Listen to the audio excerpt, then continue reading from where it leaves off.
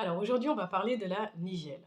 La nigelle, c'est cette plante aromatique qui pousse au niveau du Moyen-Orient, mais également de l'Afrique du Nord ou aussi au niveau de l'Europe méridionale. Justement, son nom, nigelle, vient du latin nigellus, en référence à ses graines de couleur noire. Ces graines, on va les utiliser dans la cuisine, mais également pour ses bienfaits au niveau de la santé. Pour la petite histoire, les premières traces d'utilisation de la nigelle datent de l'Égypte antique. On a même retrouvé de l'huile de nigelle dans la tombe de Toutankhamon, le 11e pharaon de la 18e dynastie. Dans la Grèce antique, Hippocrate, qui est considéré comme le père de la médecine, le conseillait justement pour ses bienfaits au niveau respiratoire, au niveau cutané, au niveau dentaire, etc. Il faut également savoir que cette graine est très prisée dans la culture arabo-musulmane. En effet, on l'appelle la graine de la bénédiction. Mais qu'est-ce qui explique tous ces bienfaits? Bah déjà, sa composition. Le principal principe actif de la nigelle, c'est la thymoquinone. Celle-ci va avoir des effets antioxydantes, mais aussi anti-inflammatoires. Elle va renforcer le système immunitaire. Elle va également le moduler. Elle va être intéressante pour les diabétiques dans le sens où elle agit sur la sécrétion d'insuline, mais également sur la sensibilité de l'insuline. Elle contient des bonnes graisses, des oméga 3, des oméga 9. Elle contient également des oméga 6. Elle est riche en vitamines, par exemple la vitamine A, la vitamine E, ainsi qu'en minéraux. On va passer en revue quelques de ses bienfaits. Déjà au niveau digestif, précisément au niveau du foie, elle va stimuler la sécrétion de la bile, ce qui va nous aider à digérer les graisses. Elle va protéger le foie. En effet, elle a des vertus antioxydantes, elle va lutter contre le stress oxydatif. Au niveau de l'estomac, elle va lutter contre les reflux gastro-œsophagiens, mais également contre les brûlures d'estomac. Au niveau de l'intestin, de par ses vertus anti-inflammatoires, elle va être très intéressante pour lutter contre les maladies chroniques inflammatoires de l'intestin, du type maladie de Crohn par exemple. Elle favorise la croissance de bonnes bactéries au niveau de la flore intestinale, ce qui va nous aider à mieux absorber les minéraux, par exemple.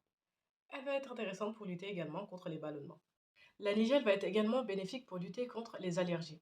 En effet, il a été montré qu'elle a des propriétés antihistaminiques. L'histamine, c'est ce composé qui va intervenir lors des réactions allergiques. Donc, la nigelle va donc être bénéfique pour soulager les allergies saisonnières, les sinusites, mais aussi le rhume des foins, etc. Dans la même veine, de par ses vertus antiseptiques, elle va être intéressante pour protéger les voies respiratoires et elle va donc être intéressante pour lutter contre les troubles de la sphère ORL. De façon générale, la nigelle va être bénéfique pour le bien-être. Elle va être bénéfique en cas de fatigue et lors des changements de saison, parce que de par sa composition, elle renforce le fonctionnement du corps. Et donc, logiquement, elle va être bénéfique également à la fertilité. On pourrait voir encore plein d'autres bienfaits, mais on va s'arrêter là et on va passer au mode d'utilisation. Donc, la nigelle se retrouve sous différentes formes. Poudre, graines, huile.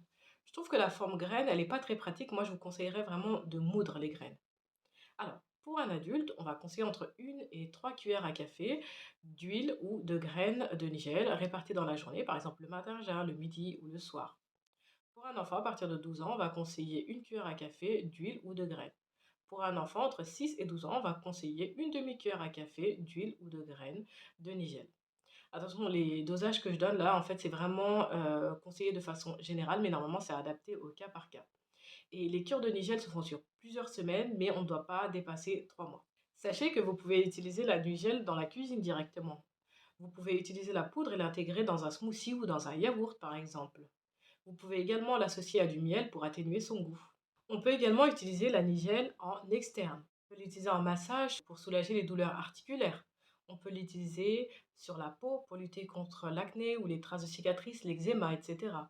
On peut l'utiliser pour les cheveux pour stimuler la pousse. On peut également l'utiliser en inhalation pour dégager un petit peu les bronches, par exemple. Comme je dis souvent, naturel ne veut pas dire sans danger. Il y a donc des contre-indications.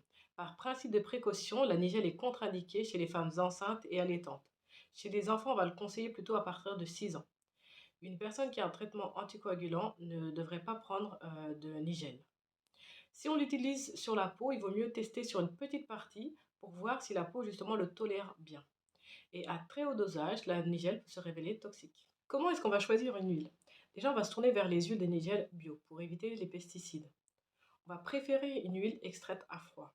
Concernant l'origine, on va se tourner vers les huiles originaires d'Éthiopie, d'Égypte, de Syrie ou du Maroc par exemple.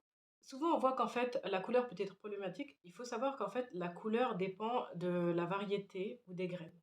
Cette vidéo touche à sa fin. Je vous remercie de votre attention. Vous pouvez me retrouver sur mon compte Instagram @essentielsuna ou alors sur mon site internet www.essentielsuna.fr. À bientôt.